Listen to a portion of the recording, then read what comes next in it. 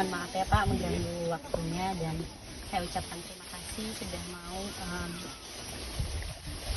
meluangkan waktu untuk saya mendapatkan ilmu dari Bapak. Nama saya Reskiana Pak, biasa dipanggil Tian. Saya dari Universitas Tanjung Pura di Pontianak, Fakultas Pertanian dengan jurusan Agroteknologi. Sekarang saya semester 6. Nah, jadi tujuan saya itu Pak untuk menanyai tentang budidaya cabai, komoditas cabai. Mungkin Bapak boleh perkenalkan diri dulu Pak, untuk biodatanya. Kembali lagi kita perkenalkan, mungkin beliau bisa mengakuan nama saya Jimmy. Nama kompeti Juliono, cuman Jimmy itu anak kami, jadi di sini itu mengatakan bahwa Bapak Jimmy itu ya Juliono, namanya Juliono, tapi terkenal Jimmy Gipsum karena basic saya itu sebetulnya bukan petani, karena saya itu pemborong dari dulu itu. Kenapa saya kok menjadi petani? Saya terinspirasi dengan orang-orang khususnya pertanian waktu itu di Kartamulia, karena petani itu saya lihat tidak ada orang yang berhasil. Itu makanya saya tuh kasihan, sudah capek nggak ada hasilnya. Makanya kami dapat motivasi di situ pas pertama kali melihat, ini sejarah kami menjadi petani. Pertama kali kita melihat orang itu menyepray, kami tanya orang tua, Mbah mohon maaf nyepray apa Mbah, bahasa Jawa ini. Nah, ini nyemprot ulat itu pakai fungisida itu Mas. Jadi saya agak menyalahkan PPL sedikit waktu itu. Kemana toh PPL ini kan gitu? Karena kita itu kemana PPL, dalam arti tugas PPL itu mensejahterakan keluarga petani kan gitu waktu itu. Ternyata orang petani pengen benar-benar petani, tidak ada orang yang menuntun waktu itu loh Mas. Jadi pas kebetulan kami menyemai sawit di sana, kami ajari orang itu tuh, gini Mbah, jadi petani kalau sehari sampai gaji 1 juta, tidak usah jadi petani. 1 juta loh ini. Sehari 1 juta tidak usah jadi petani, karena petani itu satu mengeluarkan biaya, yang kedua berat, tenaganya kan full, harus dijemur terik matahari dan macam-macam. Makanya kita itu harus mengetahui titik kelemahan dan titik kepositifannya itu. Jadi ibaratnya itu kita itu mau berperang itu harus mengetahui terlebih dahulu nanti musuh apa yang akan datang, amunisi apa yang kita siapkan, itu seperti itu Pak.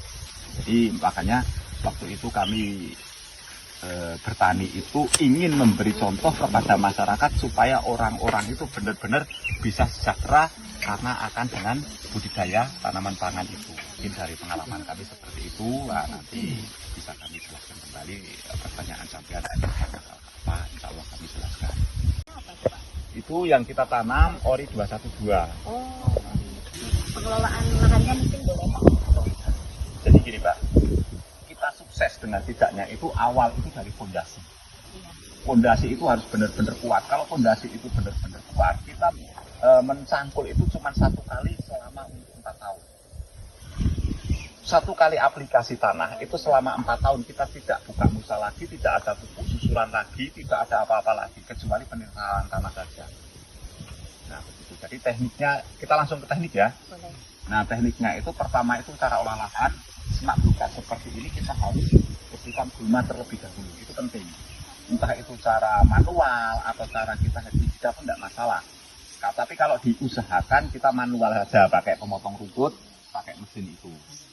Nah setelah itu benar-benar bersih, karena sekarang tidak boleh dibakar ya disimpuk lah. Disimpuk atau dikumpulkan nanti bisa untuk apa itu namanya? Kompos. Nah yang pertama kali kita sebelum melakukan pembajakan, kita cek pH terlebih dahulu tanah itu. pH itu di sini rata-rata itu 4,5. 4,5 rata-rata. Nah setelah itu kita sudah bersih, cek pH, ternyata 4,5, kita tebar kapur dolomit. Tebar dulu sebelum pembajakan tanah ini. Ada dosisnya Pak? Pengalaman kami tidak ada dosis, semakin banyak semakin bagus. Itu. Nah setelah itu kita bajak. Fungsinya kita tebar dahulu, nanti dolomit itu bisa homogen, tercampur. 1 partikel tanah harus ketemu 1 partikel pupuk dolomit ini. Ingat, dolomit yang di situ mengandung MgO magnesium lah. Kalau CaCO3 nanti kita budi aja. Yang mengandung magnesium kalau bisa ditambah sulfur. Karena di sini patogen jamur itu banyak, Mas. Itu kalau ada dolomit yang mengandung MgO dan es subur gitu. Nah setelah kita bajak bener-bener rata, bajak singkal kasar itu aja dulu enggak apa-apa. Nah itu kita cek lagi pH mendekati netral apa enggak. Nah seandainya sudah mendekati netral, berarti tanah itu kita spray menggunakan hidrogen peroksida atau fungisida yang berbahan aktif, tembagasida atau akarit apa itu, bakterisida, supaya tanah itu benar-benar netral, tidak ada patogen jamur terlebih dahulu. Nah, untuk menetralkan jamur, hidrogen peroksida H2O2, dia kan entah itu jamur positif atau entah itu jamur negatif, diserbu semua sama H2O2 atau bakterisida ini. Itu pengalaman kami. Nah setelah kita cek pH lagi, setelah spray itu cek pH lagi. Kalau mendekati 7 ya udah, seadanya 6 pun kita udah berani, Mas. Nah setelah kita bener-bener 6, kita tebar pakai pengalaman kami fosfat, yaitu RP, fosfat, karena kandungan RP itu basah, bukan masam lagi. Kalau seperti SP36 kita cek pH, aduk dengan itu masam loh, Mas. SP36 atau TSP itu lebih masam, bisa 5 bisa 4,5 loh itu pH airnya. Nah kita kan sia-sia waktu itu netral, tanah kita sudah mendekati netral, kok ditebar lagi memakai SP36 atau TSP ini kan menjadi drop kembali. Tapi ingat, RP itu 3 bulan kita nabur baru diserap tanaman, tidak langsung diserap, itu lama prosesnya itu. Nah setelah ditebar kita baca kembali, Mbak, baca kembali pakai kultivator atau apa, itu dihaluskan terlebih dahulu. Setelah benar-benar rata, kita bikin alur bedengan. Alur bedengan tersebut harus benar-benar tahu yang namanya tanah itu topsoil dan subsoil, kan gitu. Kalau tanah topsoil di sini itu rata-rata ya sejengkal lah, tidak ada 30 cm 20 cm. Itu tanah ditaruh di tepi. Bedengan ini, Mbak, tanah seandainya 1 meter 1 meter. Kalau kami bedengan itu 1 meter, terus spasinya 1 meter.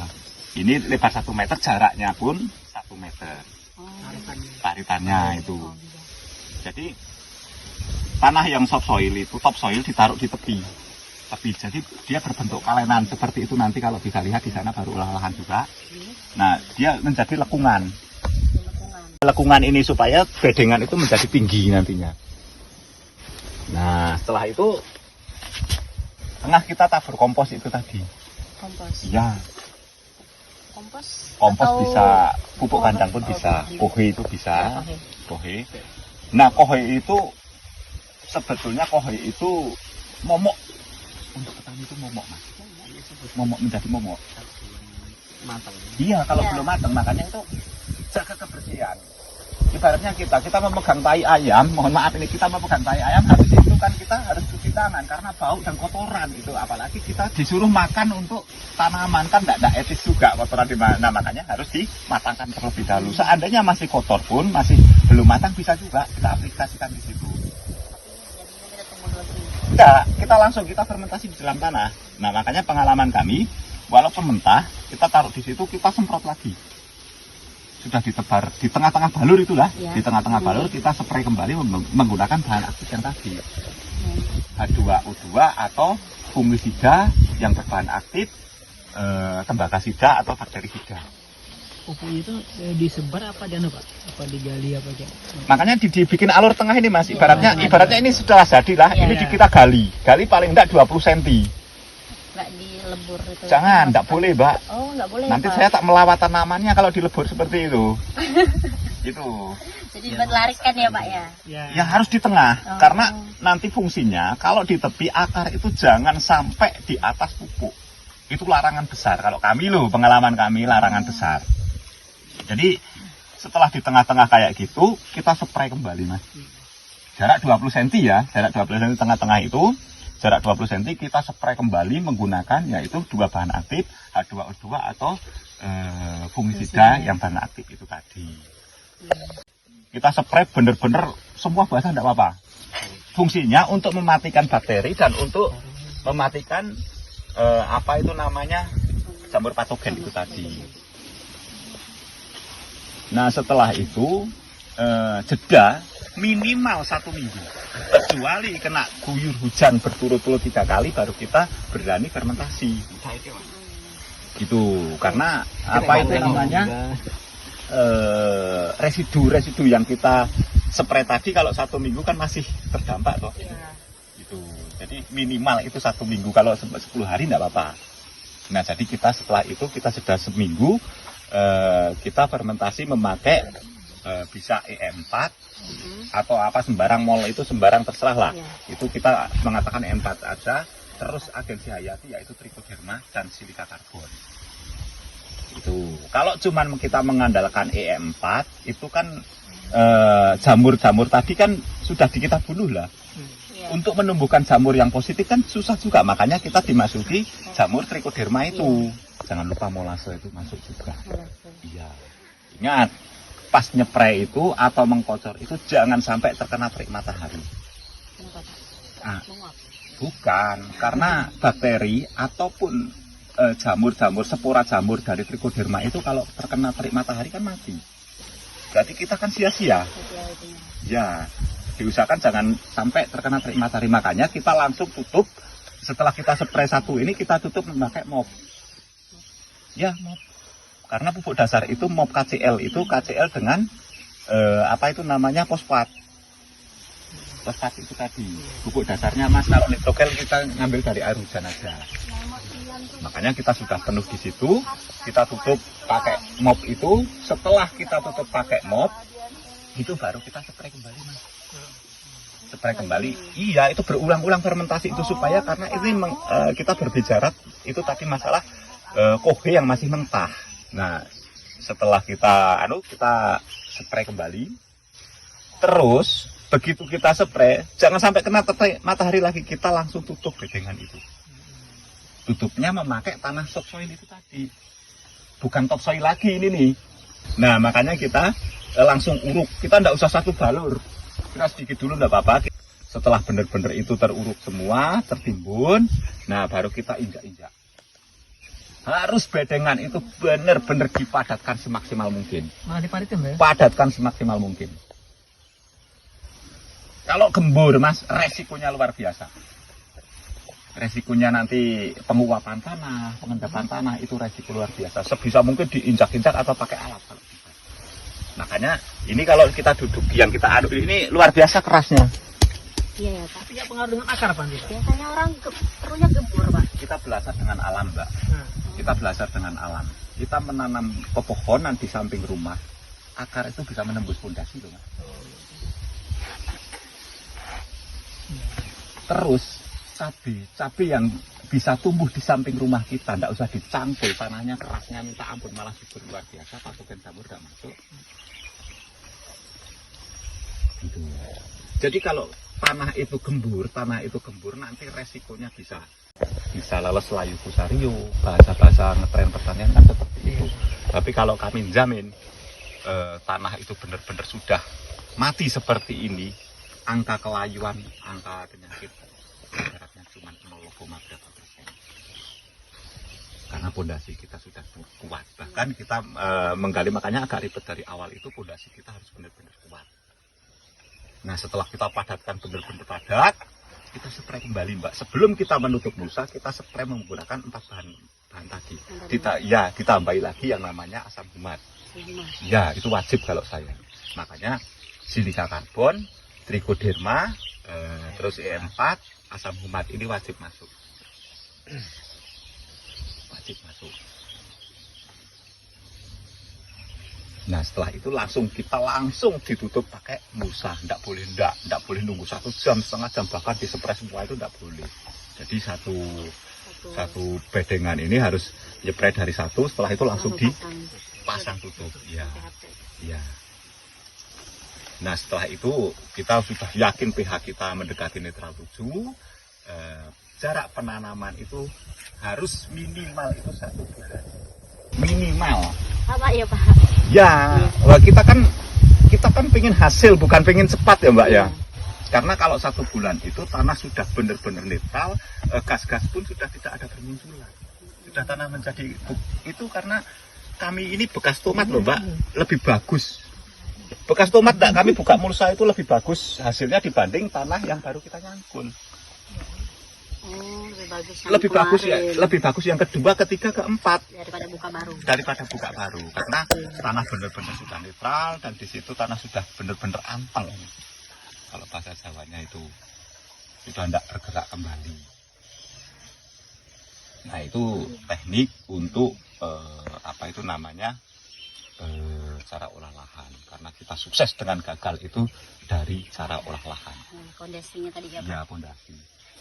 Minimal 1 bulan nih tadi Minimal baru 1 bulan, ditanami. iya. Tiap komoditas beda perlakuan olah lahannya sama ya Pak? Sama. Nah kita cara olah lahan kan kita untuk 4 tahun Mbak lah. Jadi nanti kita bisa bergulir, bahkan tahun ini kita capai, tahun depan kita capai masih berani, tahun ketiga kita masih capai berani juga. Cuman kalau 4 tahun itu makanya kita bikin pondasi itu semaksimal mungkin, karena olah lahan cuma 1 kali loh selama kita nanam itu 4 tahun. Makanya kita perlakuan sama saja. Lebih irit itu daripada kita setiap kita mau menanam baru nyangkul, kita ngasih pupuk dasar, itu lebih irit kita yang dari awal itu benar-benar pondasi kuat. Memang biaya kita agak mahal sedikit sih, tapi kan iritnya itu selama 4 tahun loh Mas. Nah setelah itu kita langsung kembali ke penanaman ya. Setelah kita lubang itu, kalau kami menyarankan lubang itu jarak 60. Kalau di Sukamara sini loh khususnya, karena itu pengalaman kami 60 aja kita mau lewat, mau menyepre, mau merawat sudah tidak bisa masuk tanaman sapi itu, nanti sampai bisa masuk ke sana. Nggak rapat Pak 60 Pak. Makanya 60 itu seminimal itu 60. Kalau bisa dilebarkan lebarkan lagi, karena itu aja sudah Nah setelah itu kita masuk ke jadi lubang. Ingat, lubang tanam itu harus 2 ya, lubang tanam dengan lubang pupuk itu sendiri-sendiri, jaraknya 5 cm. Jadi 2 lubang. Fungsinya nanti 1 itu untuk lubang tanam, yang kedua untuk lubang pupuk susulan. Itu makanya itu nanti dibalik setelah metode tanaman pertama di sini, tanaman kedua di sini. Ditukar gitu. Makanya kita tidak memakai pupuk dasar itu, karena pupuk susulan itu tetap masih ada kandungan pupuknya. Nanti setelah kita tanam di lubang yang pupuk susulan langsung Mas. Nanti perbandingannya ada semua. Jadi H-3 lubang tanam itu harus dibocor Mbak. Memakai 4 bahan aktif, yaitu 1 tadi silika karbon, trichoderma, 4 kita tidak pakai silika karbon, trichoderma, sama asam humat, dan kalsium nitrat. Akarnya itu ya? tanah ya. Kan kita tajuk dulu bisa, atau pakai tangan bisa, kita masukkan. Nah baru ditekan benar-benar setekan mungkin, benar-benar sepadat mungkin, supaya gas itu tidak naik. Nanti tidak ada pakai sulaman, bahasa Jawa ranjangan itu tidak ada. Nah, H1 itu Mbak, setelah kita penanaman langsung spray memakai fosfat nitrat itu. Bisa ultradat, bisa morden, sembarang, supaya dia tidak stres Mbak. Spray lagi menggunakan imidacloprid, insek imidacloprid, supaya rolling itu, insektisidanya itu rolling. Nah, itu ditambahi tetap pupuk daunnya, yaitu kita menggunakan ultradat sama NO3 merah. Menginjak ke 15, hari ke-15 kita kocor kembali menggunakan itu. Cuman silika karbon sudah tidak masuk, trichoderma sudah tidak masuk. Bahan aktifnya yang pupuk-pupuknya sama. H-16 kita masuk fungisida yang pertama kali, yaitu kita menggunakan Bion M, karena kita untuk menvaksin tanaman itu tadi, supaya di kemudian hari tidak ada yang namanya penyakit yang layu, bersak tahun, macam-macam. Itu sampai hari ke-21, berarti 2 kali. Fungisida Bion M cukup memakai 2 kali, tidak boleh lebih. Itu pengalaman kami.